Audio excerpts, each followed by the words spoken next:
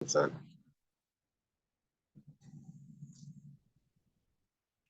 Oh, you got yourself a good book? Yeah. Look at that. So the new volume is still fresh. We're holding on Samach Beis, Ahmed Beis. It starts with Ketzad Lakach Min Achitim B'Din Usav Hakor V'Chin Ashar. It's maybe 10 lines from the top. 62 B. 2B. We spoke about the blue yesterday as well. That's right. Yeah. Can we thank Hashem that we're able to learn Torah every day? 62. And this about learning, we should have the base of Mikdash immediately. And the learning Lili Nishma, Salvador the Baspara, Yaman, and Arno, Zev, and Ben Zion. Okay. So the Mishnah asked, what's the difference between Neshach and Tarbis? The Mishnah says Neshach is when he lends for 4, he lends 4 dinam to be paid back 5. And Tarbis is this interesting case where someone buys wheat for a dinar zav, and then instead of getting the wheat, the guy says, well, what did you want? He says, give me my wheat because I want to buy with it wine. He says, well, why don't I just give you the wine for the higher price that you already, that's because the wheat increased in value. And he doesn't have the wine either. So basically he's getting back more than what he purchased. Okay. Well, the Gemara says, what's the difference if he has the wine or if he doesn't have the wine? So Tanya, we have a brisa like this. If someone wants to make up, is it called consignment? If someone, no, that's not consignment. Not consignment. Here he's buying produce, but he's not getting it immediately. He's getting it layaway. What does that mean? The opposite. He's giving all the money now. He's going to get the produce over the year. Contract. Yeah, a contract. Now, paying for it up front. So it says that you can't do this until, for produce, until the market has already a set price on that. You can't do that before the market has a set price. Yeah, we've mentioned this before.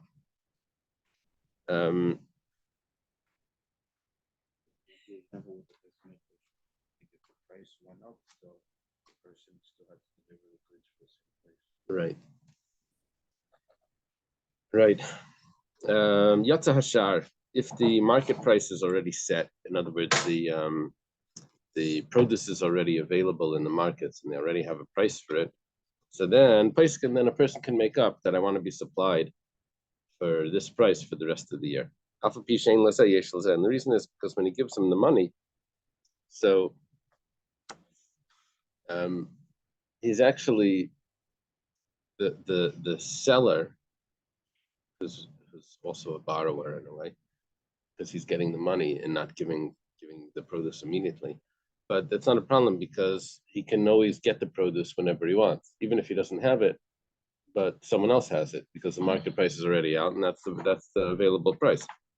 So it's as if he did a purchase transaction more than a loan, not lending money to be repaid later, because that produce is available. Follow? Does that make sense? And does it match with what they're saying? Word for word. Oh yeah. Okay, good. Transaction is considered a purchase and not a loan. Not a loan because the produce is available. Even if the buyer does not receive the produce. Yeah. Right. So it doesn't take that the seller is getting benefit from having this money. Yeah, so the seller does probably benefit from having this money ahead of time, but that's the way that this business transaction works, that he gets the produce later. If it would be alone, if it would be alone, there would be issues with it.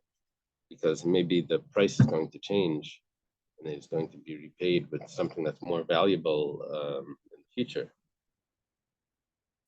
Right? Okay.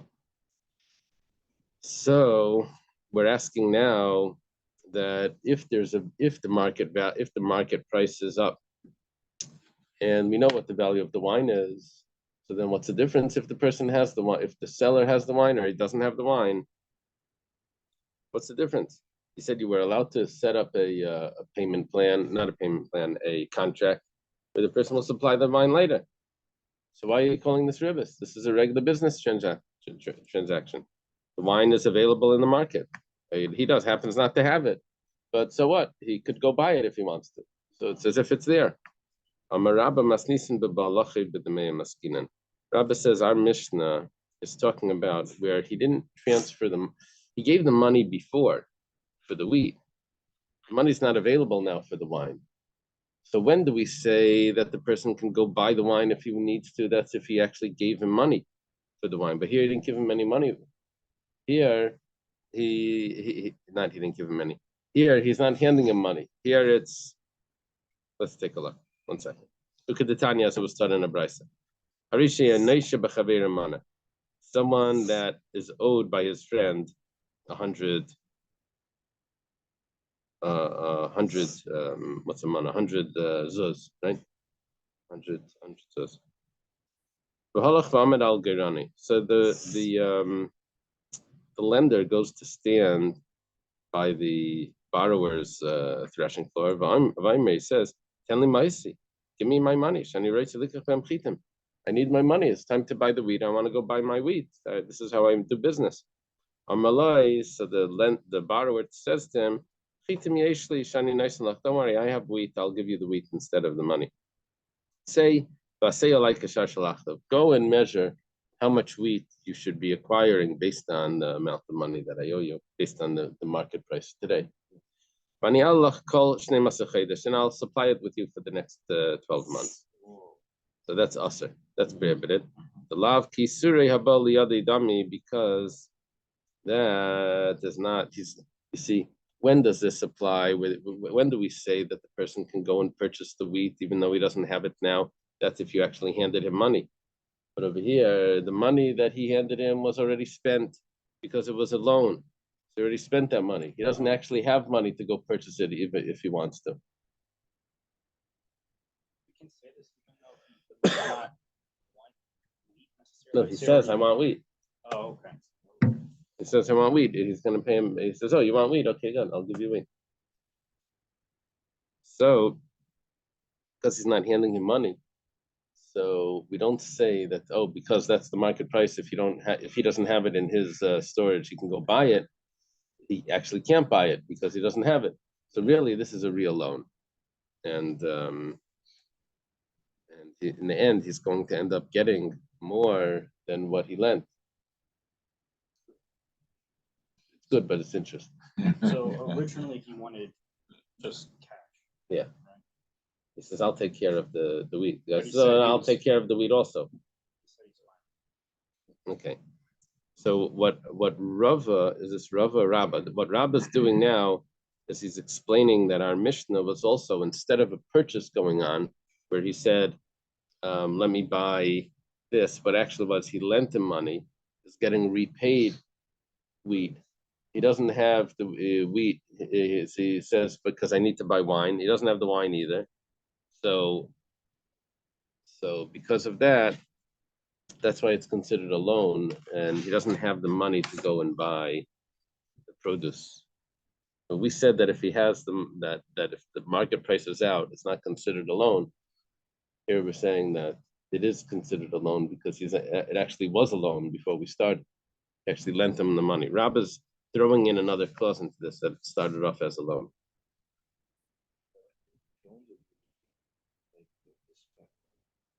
Yeah, spent money. In this case, that's in the water. That's right.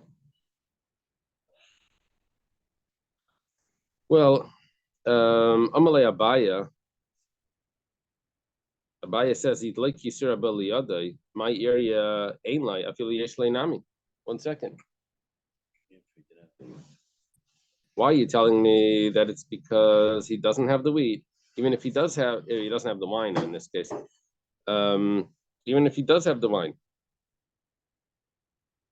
Okay, now what Abaya is doing is Abaya is taking a look at that brisa.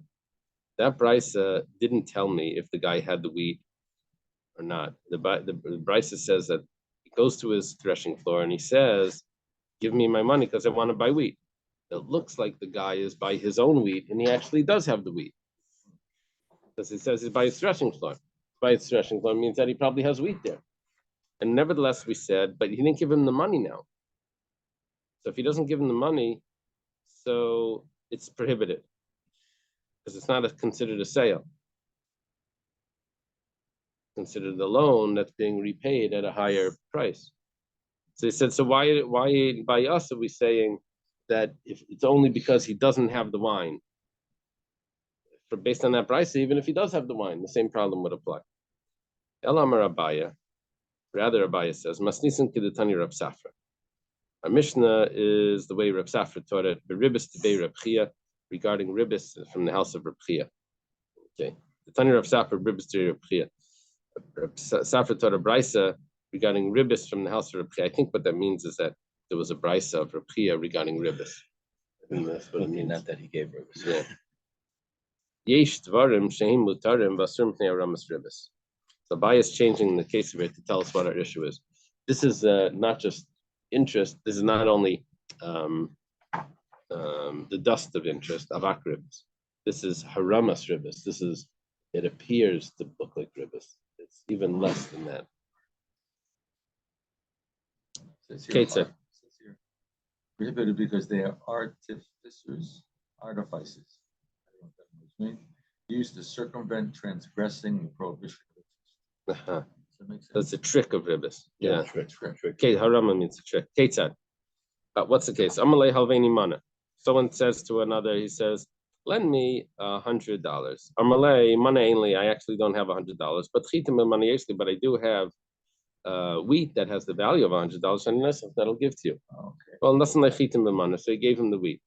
The guy needed $100, so $100 is 25 silver coins.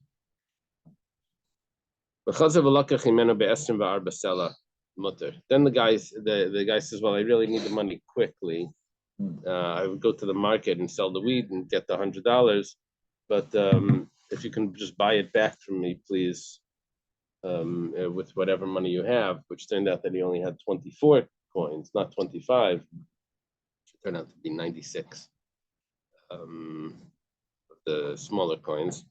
So so he buys it back for 24 coins. It's mutter, permissible. No, it turns out there's someone that sees just this later transaction. He sees that he's taking 96 coins from him, but he owes him 100. So he's going to pay back 100. Now, if you miss out the first transaction. First transaction was he gave him wheat that was worth 100. If you look at the beginning transaction, he took 100, and then you look at the last transaction, he's going to pay back 100, fine. But in the middle, there was another transaction that he sold him back his own wheat for 96. So the only time he handles cash is the second transaction where he actually has 96 coins in his hand. Started off with wheat, he turned it back to the same guy he had now it's 96 coins, and so now later on he's going to pay back 100 coins. No, 4. He borrowed a wheat that had the value of 100. Right. Sells it back for 96 to the same lender. to the lender. Okay, so now later, so he loses 4. Right. But now when he's going to pay back, he's going to be paying back 100. Just giving him 4 more. So he's giving him what he really borrowed. It's not a problem, but it's in a way there is a little bit of interest here if you only look at the second transaction. So but you can't do this because this could be a trick of ribis. I guess because you could set up that first transaction just in place, just to avoid the ribis that's taking place in the second transaction. Let's say someone wants to borrow $100 and let's say and pay back 120. That would be a regular case of interest, right? So he says, look, I'll borrow $100, pay back 120. The guy says, yeah, but that's ribis. So what we'll do is like this. Why don't you take my watch? Okay, it's worth 120. You're going to pay me. Yeah, I'll buy it back from you for $100. Okay, now you owe me 120 because that was what you originally borrowed. So you could always avoid interest like this. You follow? Every case, you just say there's like one Change little the number, loophole and you avoid interest.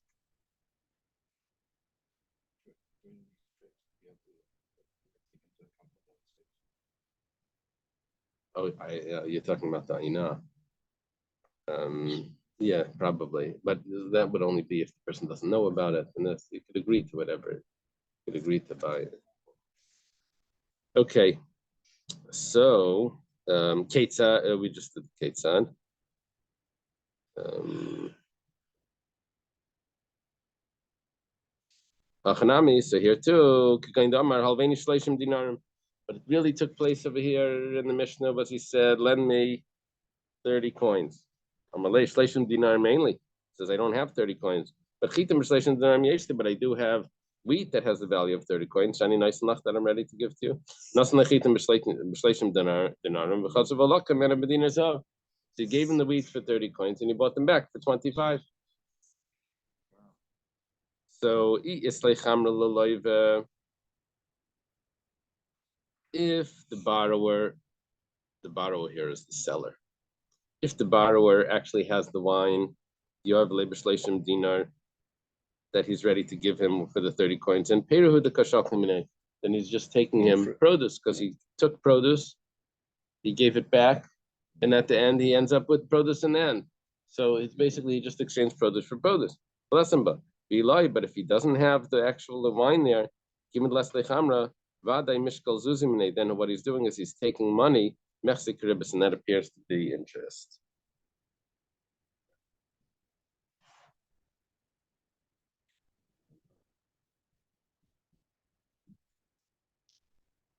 In other words, he took the 25 coins.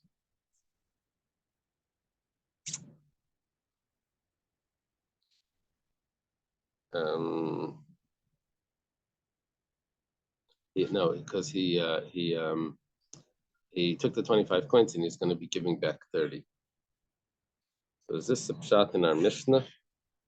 This is how Abai is trying to explain our Mishnah. Now, there's a lot of trouble with this, as Rava is going to point out. Amalei Rava says, "Yihachi, ken li chitai, give me my wheat. D'mei chitai mi ba'ilei." He's not actually asking for wheat. He's asking for his money because he said, "Lend me the money."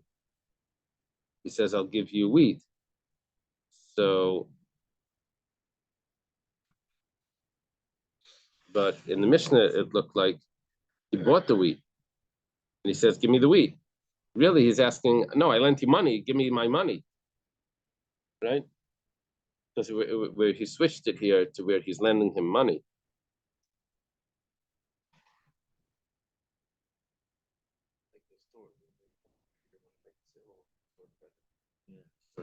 Yeah. 1 second. Is he actually, see, Rabba had a case where he actually started off with money. Baya's explanation here is he starting with a loan or no? He's asking for a loan. He's asking for a loan. Over here, he's asking for a loan, and the guy's lending him that. And he doesn't have the wine. That's right. So, and then also, Abaya's not fazed by that. He says, "Tini demechit." Okay, just we can adjust that. Give me the value of my wheat. That's an easy adjustment in the Mishnah. Shani Meichran, that I want to sell them, right? He says that I want to sell them. Shani writes on Meichran.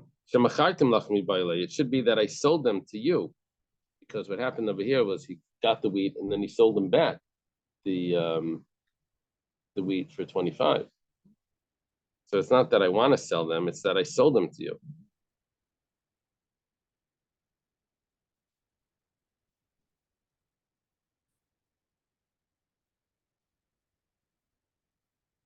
That was confusing. Who's standing at the? Who's asking for the money now? He says, "Tinisha machartim lach," that I sold them to you. What does it mean that your wheat is at the value of 30? 1 second, we're saying that originally he got the wheat for 30. That was the original case over here where he was saying he wants to borrow 30, he wants to borrow a mana.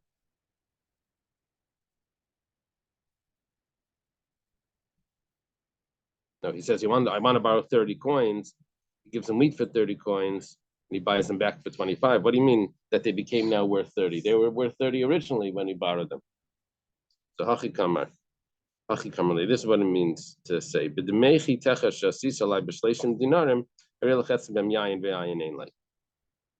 wheat that you took for 30 coins will now turn into wine, but he doesn't have the wine.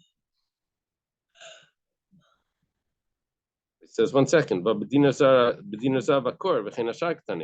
it wasn't when he took it, it wasn't 30 coins, and when he took it, it was 25 coins. So there's a lot of problems with fitting Abaya's pshat into the Mishnah. There's a lot of you're gonna have to adjust too much. Elam Rava says Kishachivna. When I die, Rabbi Shia will come out to greet me because the Mitrasna Mesnisin Kavasei. Because I am answering the Mishnah, I'm explaining the Mishnah according to the way he teaches it in a brisa. Tani Rabbi Shia taught Rishi and let's say someone was owed 100 coins by his friend. He goes and he stands by his granary, wants to collect. It's threshing floor. He says, "Tell me, please, I'd like my money because I need to buy wheat." I don't know why he has to add the because, but that's the case. So the borrower says, "Chitim yeshli, shani naisenlach." Oh, you want to buy wheat? Perfect. I actually have wheat for you. The borrower or the one? Yeah, the seller is the borrower. All right, because now he's okay. Yes. Right. So he says, "Perfect. I have wheat for you. Go and see how much wheat that would be. Based on the price. When it comes time to sell the wheat, for some reason he never collected the wheat. It's still sitting by him. Amalai says, okay, now I'm going to take the wheat because it's time to sell it. And I want to sell it. And I'm going to buy wine. That's how I do business. I sell the wheat and I buy the wine. And the wine, I guess throughout the year, the seasons change and the prices go up. He's able to do business. The guy says, oh, perfect. You want wine? Let me exchange it for wine. Go see how much it is. He says it comes time for the wine to sell. He says, give me my wine. I want to sell the wine. I'm going to buy the oil. Perfect. That's exactly what I have. It sounds like Madoff, doesn't it? Yeah. Whenever you try to take your money out, say, well, no, we'll invest it in something bigger. Why is he saying what he wants, actually? I don't know why he's throwing in that point. He's being a little too friendly. You're not supposed to do this in business. You don't have to say all your reasons. So, Yeah. So Shani knows it. Seva seili kishar shalachshav. Go and evaluate how much oil you're supposed to get. Kulam in all these cases, im yesh mutter. If the oil, if the wine, if the wheat, if it exists, then it's permissible. But ein lai, if it doesn't exist, if he actually doesn't have it, then it's usher. Then it's prohibited. This sounds like a stocks, like no. Yeah. So you're investing into something that is it really there? No, even worse. There was a whole thing that they were lending stocks that they didn't have. Uh-huh. So there was a big between COVID. Uh-huh. So basically people were like cashing out their losses and they were making money and they never actually had anything. Uh-huh. They were going down the price. The whole thing. They knew it was going to crash anyway. So what's happening here is it's very similar to the first case, to the first way of saying this, is where he's owed money, and instead of getting paid back, the price just keeps going up. and he's getting paid back ultimately at the end, the prices are increasing. He's not really getting it, and then he's going to get paid back more. No, Yeah, but he never exchanged it. He never exchanged it for anything in reality. He was just exchanging it for, for air. Like if it didn't really exist, you say, oh yeah, okay, so that would be the value of this theoretically. Okay, so now you now own a little bit more percentage. Okay, now you're getting a little bit more, and finally he takes it back and he has extra. Because the amount of money that he's loaning should be the same value of what he's getting back. Yeah. However, However, regardless of how many exchanges you make along that's the what way, you're supposed to do. But over here, what's happening is the price of wheat goes up. Right. So when he lent it, and the guy says, "Okay, you now own wheat," this is okay. So now that wheat is worth more. Right. So Now, just but over time. over time, yeah, because the market, and then when he switches it for the wine, so now the wine over time is going to go up, and they switch it for the oil over time. So each one is actually going to take back more. Now, if that But was it a could real go down. transaction, that's perfectly fine. You don't actually have to schlep it to your house. You can make a kinyan on it, and that's yours, and it doesn't have to be in your hand. But if it doesn't exist, then that's just a loan that you're getting paid back more. So that's the origin of the depression. They said, if this instead of wheat, it's Florida swampland. I'm buying it. I don't see it. And I'm tricked. Then there's a big hurricane. And they find out that my 100 acres in Florida is really a swamp. It's not worth anything. So I have nothing to pay back. And then everyone's broke. The last guy is broke. The first guy's whoever it was that we thought he had. Whoever thought he bought it.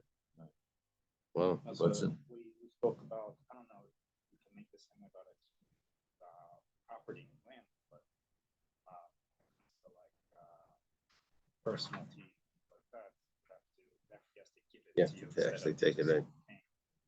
Right. When asks, my lakach, what does it mean that he purchased? It says lakach balvase, that he purchased because of his loan. That's how we purchased it. No, originally this started off as a loan. Amar Rava says, okay, Shema minami de Rabbi Shia, what I get out of this price that Rabbi Shia taught, that there's a difference if those things really exist or if they don't exist. Plus, I learned from him three things. Yeah. Shema mina, first of all, the Ma'amidin Malva al Gabe Peris. Did I read that right? Ma'amidin Malva al Gabe Peris.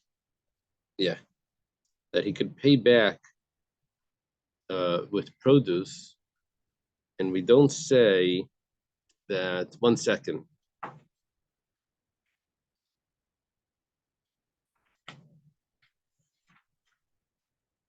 See, when the guy was standing, when the guy was by in the case of Reb Chia, remember Ribbis to Reb Chia, where was that?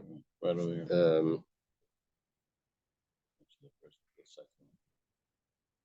That has aroma. Where was he standing by the Gairin? No, not Reb Chia. The case before, Kedatanya, the Brisa, the guy was standing by his granary. He says, "Give me my money because I want to buy wheat." Over there, we said there was a problem because he wasn't handing him money. In order to be able to say that there was a full sale transaction, if the guy has to give him money, and then that way he can take back the grain. But over here, because he owed him the money from before, so that was a problem for him to take back the grain now. Now that's what we said before. Because how did we see that? Because he says the guy was standing at the granary, says, "Give me my money because I want to buy wheat." He says, "Okay, I have the wheat. Go ahead." He said that was prohibited because he didn't hand him the money. It was the money from a debt from before. So, which is a little bit odd because I thought the person can pay back He doesn't have the money. Okay, so pay him back with produce.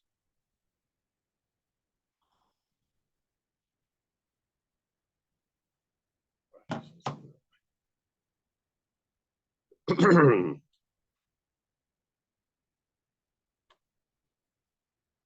think the difference is because there he's not actually getting produce immediately. He's getting produce over time, Right. and over there that's considered more of a loan that could be paid back at a higher rate. So what we're seeing over here, though, is that if the person actually has the item, that it's not a problem. This price is arguing on that price before. This price is saying that if the wine exists, if the wheat exists, if the oil exists, then that would be no problem for him to take back that produce. That's first thing that we learned from Rabbi Shia. Shmamina, the second thing is the yeshlai. Who the yeshlai? That's only if he has it. If he has it right there, that's an important point. He has to actually have the produce. Can't just be theoretically. That's what it would cost. Shmamina.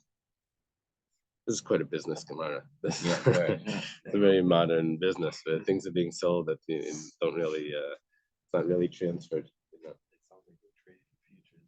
Yeah. Shmamina Isalid Rabyanai. Another thing that we see is that we're accepting the view of Rabyanai. Rabyanai says, Mali hein Mali Demeyim. What's the difference if it's them? What's the difference if it's their value? Now we have to learn what Rabyanai says. The Itmar. There's a statement of Amiraim that says, Rav Amar, Rav holds, Isin Amana Beperes, Vein Isin Amana Bedamim. Okay.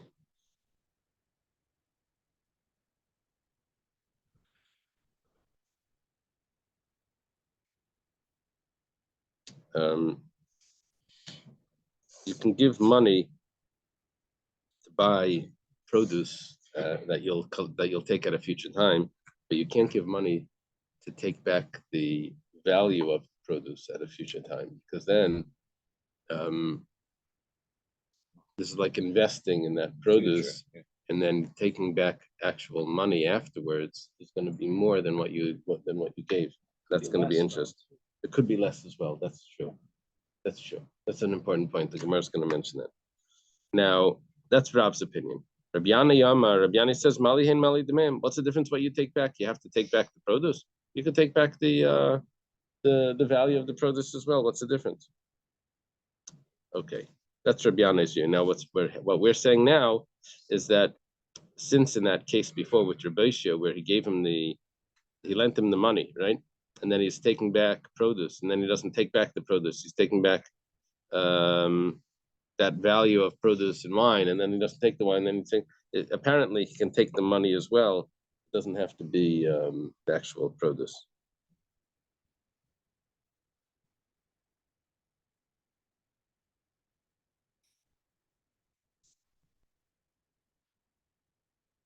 Okay.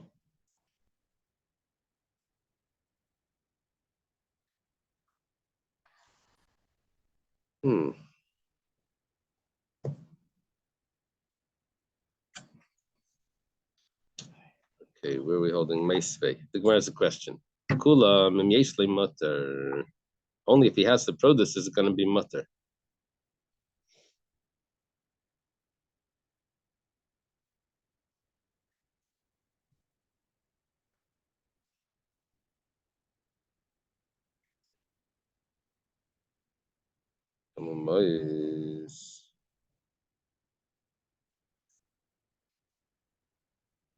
Rav, is this a kasha on Rav or is this a kasha on Rabbi Yana? I think it's a kasha on Rav, right? Yeshli mutter amar Rav Huna amar Rav b'shemashach. Yeah, according to Rav, you had to actually take produce back. You couldn't exchange it for anything else, right? Yeah. So you couldn't exchange it for its value. We have a brisa that says 1 second. That's not true, because even as long as he has the produce, you don't have to actually take it, and you can get back its value later when it's exchanged for something else. So the question now is that Rab said that no. Rab said you can only take the produce that you gave the money for. You can't take it back its value. So the Gemara answers, no, we're talking about Marav Bisham Mashach. Rav Huna says the name of Rav that he actually took possession. He actually took possession of that produce, of the wheat, of the Zibisham Mashach. Then it's his, even though he didn't actually take it out, but he made a kinyan. Where Zibisham Mashach Trichel Meimar, if you're talking about that you took possession, you really have to tell me that this is acceptable. It's basically your own things that are increasing in price. This is a regular investment. You bought it gets worth more. It says you didn't actually take it. You still left it at that person's house and you left it in a corner. And we say that that's satisfactory, even though at the end you're going to be getting back more money than you lent. But it's because it's you did this transaction, it's going to be acceptable. Shmuel says Hamani Rabbi Yehudi. This is really the opinion of Rabbi Yehuda. The Amar tzad echad b'ribas mutter. Okay.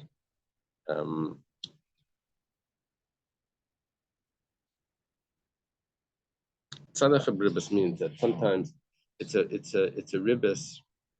It's an interest that isn't necessarily going to come back with a higher price. It could be it's going to come back lower, but it could be higher, it could be lower. That's the. But either way, is that a problem? So Rabbi Yehuda holds that that's acceptable. That even if it goes up, because it had an option. Yeah. Yeah, could be. The Tanya was taught in a brisa. Let's see. Someone that is owed 100 coins by his friend, and he says, you know what? I owe you the money, but I have a field.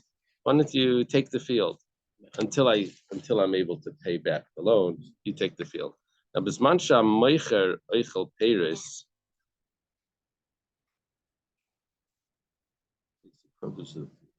Yeah. Mutter. If the original owner of that field is still eating the produce, then that's acceptable. But if the lekeach, who's the lender, he's the one that's eating the produce, then it's going to be prohibited. Then it's usher, because he's not taking the produce from the loan. He could get paid back the full amount of the loan, and he's still eating the produce. He's going to get loan plus produce. Rabbi Yehuda says no. Af bisman shalekeach eichel peres is mutter. Rabbi Yehuda says that even if the purchaser, which is the lender, is eating the produce, it's still acceptable. Amalei Rabbi Yehuda.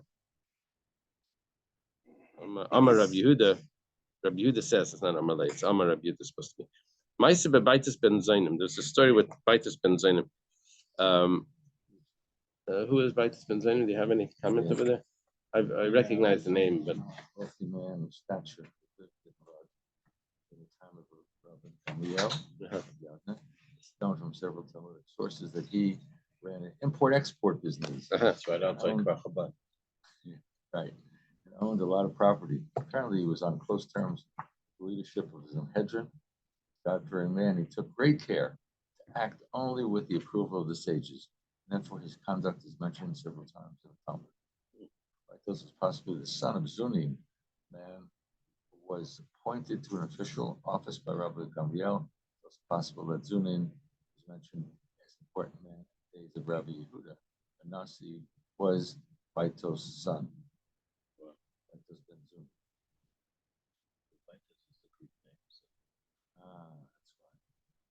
It says clearly his name is Baitis ben Zuni. Maybe it's saying that maybe that's not his name. Yeah, name. Okay, Shasel Sadeh Mecher. Rabbi Gamliel is Rabbi Shimon ben Gamliel is Rabbi's father. Shasel, yeah. Shasel Sadeh Mecher Al Pi Rabbi Elazar ben Azariah, that he made a field as a sale. That means that he owed money, and he gave the field over to the lender, according to Rabbi Elazar ben Azariah. And he, the lekeach, who's lekeach, the lender was eating the fruits. Okay, so he has a proof that this is acceptable. Amrullah, they said to Misham Raya, over there, you think that's a proof from there? It's exactly the opposite. You made a mistake. It was the borrower it was the seller that was eating the pears. It wasn't like yeah. Okay. My benayu. What is the machlekes over here between Rabbi Yehuda and the Tanakama and the sages? Amar Abaya says the difference between them is tzadech beribus benayu. The difference is if it's not definite that there's going to become ribis. It could be that maybe there's going to be no fruits. Could be the right. Could be the price will go down. Could be right. That's one difference where Rabbi Yehuda holds that that's permissible. Rava says that what we're talking about over here is that if he ends up buying the field back, then the person that was eating the produce has to pay for those produce that he ate. Okay. Amar Rava.